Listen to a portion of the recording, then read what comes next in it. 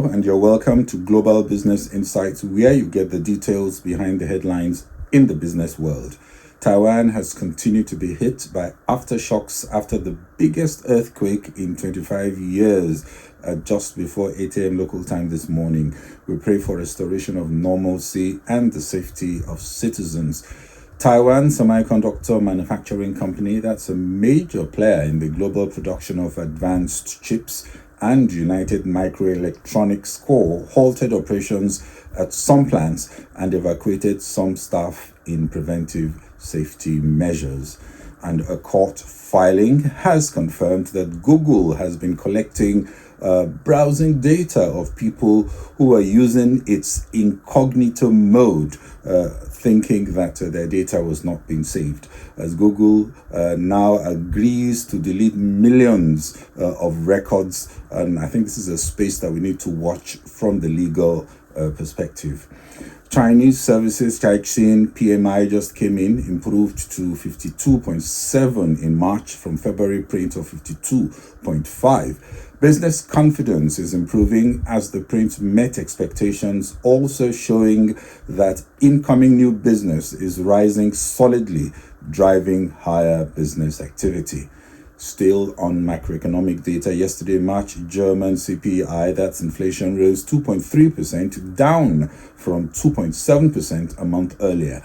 The lowest level Germany has seen since June 2021, and also helping chances that the European Central Bank will soon start cutting interest rates.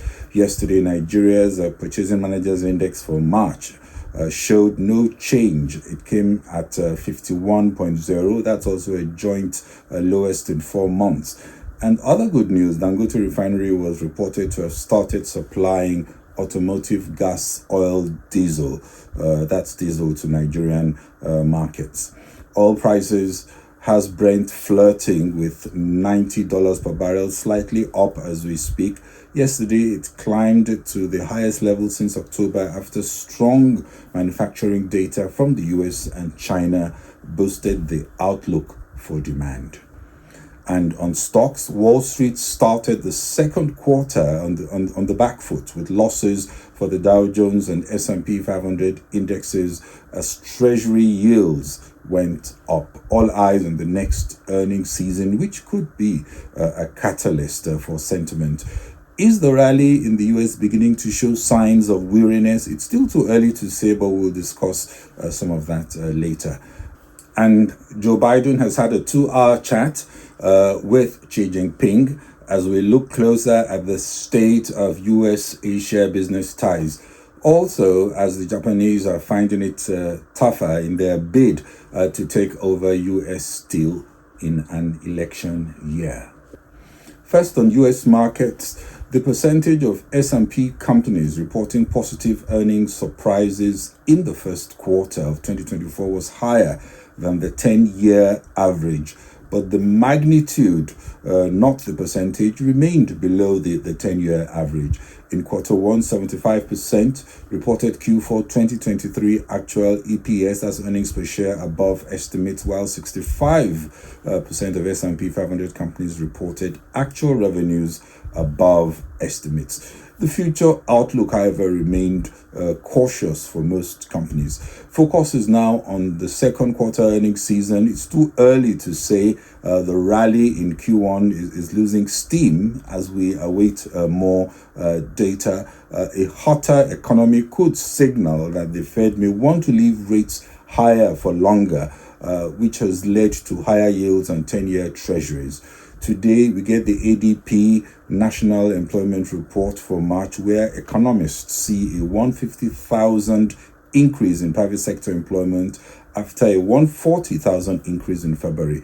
And we also watch what happens to wage increases, percentage wage increases. Also, we get the US Services PMI for March, where the consensus points to a 52.5 reading, about what we had in February. Now, how is all this affecting markets? The Dow has already fallen in 2 consecutive trading days this April, including a 397-point decline. That was in yesterday's session. inflation. The S&P 500 also was lower for the second consecutive day after closing last week at record levels. Nasdaq also fell 1% yesterday. Are investors finally beginning to ask whether these valuations are sustainable? Also, 10-year Treasury yield rose another 0.03 percentage points yesterday, bringing the yield to 4.363%. That, again, was the highest level since November 27th. And the manufacturing sector is back in expansion territory for the first time since September 2022. There are now concerns about the inflation trajectory. Loretta Mester, that's the president of the Cleveland Fed and a voting member of FOMC, yesterday said she had raised her estimate of the longer run federal funds rate to 3% and wants more evidence of inflation falling towards the central bank's 2% goal before moving to lower borrowing costs. And we got some favorable news from Nigeria as Dangote oil refinery was reported to have started supplying diesel to the local market. In-country refining is a major step in Nigeria's quest for energy independence, increased local value add and improved balance of trade, also helping the appreciation of the naira. Like we said in an earlier chat, Q1 in Nigeria ended on a positive note as we saw beginnings of fruit from reforms that were being embedded. The latest March PMI that just came out yesterday showed very tepid growth at 51, also unchanged from the February reading. The impact of currency weakness weighed on activity in March as purchase costs rose to their highest rate on record. Steep rises also acted to limit demand, and the pace of new order growth eased to a 4-month low. Employment also decreased for the second month running. The report also showed higher transportation costs, while employees' pay was increased in response to cost of living pressures, resulting in the highest rise in staff costs since last November. However, confidence in the year ahead outlook for business activity strengthened from February's record low, even though confidence is still somewhat weak as at the end of the quarter. The combination of still high inflation and high interest rates will offset any tailwinds from naira appreciation and relative stability looking ahead, even as demand gradually recovers and new orders begin to pick up. Employees of United States Steel are not supporting Japanese firm Nippon Steel's draft agreement to gain support for its takeover of the U.S. company in December. Nippon offered to buy U.S. Steel for roughly $15 billion, and the deal faces an uphill battle to approval amid bipartisan opposition in a U.S. election year. The United Steelworkers Union said that it had got a letter along with a draft agreement from Nippon Steel on March 27. The head of the U.S. Senate Banking Committee, Sherrod Brown, yesterday also urged the White House to scrutinize the relationship between Nippon Steel and the Chinese steel industry, citing, again, national security concerns. All this amid bipartisan opposition in Congress to the takeover. A deal like this has little chance in an election year and could not come at a worse time. Japan's mature markets has forced it to look externally for growth, and the size and appeal of the U.S. economy makes this deal, of course, attractive. The old fears about loss of U.S. jobs will need to be countered by lavish promises locking in higher investment flows into Pittsburgh. Japan's largest steel maker say there will be no job cuts as a result of the deal, and they will honor all agreements between the union and U.S. Steel, and they are moving their own U.S. headquarters to Pittsburgh, where U.S. Steel is based. Sherrod Brown, who is running for another term in the November 5 elections, yesterday drew attention to the fact that Nippon operates 9 facilities in China, and it's highly connected to the Chinese steel ecosystem and industrial policy agenda, and that has to be a major concern.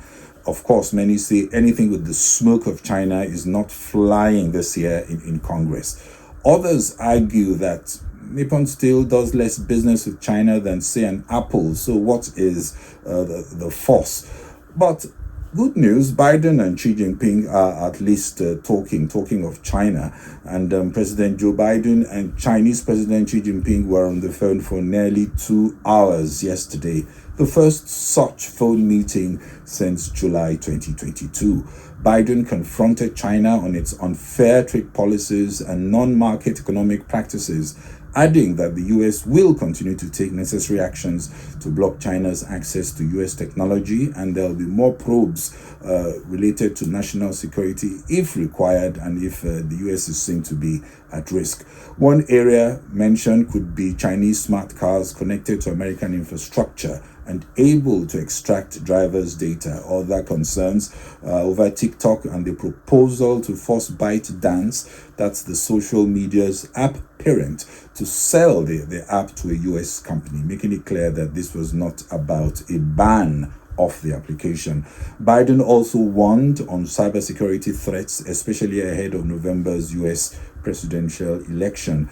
Xi replied that more and more US trade restrictions on China are creating risks for the country's relationship, and China will not sit back and watch. On the geopolitics, the leaders discussed tensions over Taiwan, China's support for Russia in its Ukraine invasion, amongst other issues. The Chinese government statement emphasized that the Taiwan question is the first red line that must not be crossed in US-China relations. Today, US Secretary Jane Yellen is on her way to China to hold face-to-face meetings with her counterparts.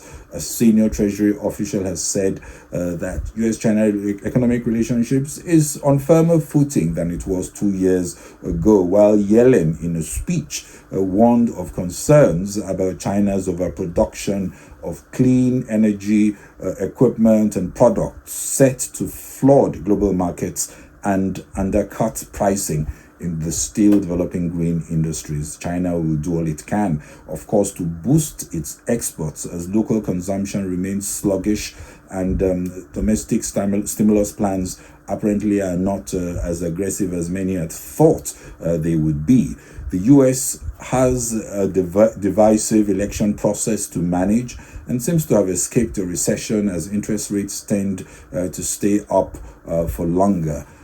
Whichever way this goes, that the last thing the world needs now is any deterioration in US-China trade relationships that could complicate cost of doing business. And these regular phone calls between leaders may not thaw the ice, but could avert a further deterioration in the cold relationship.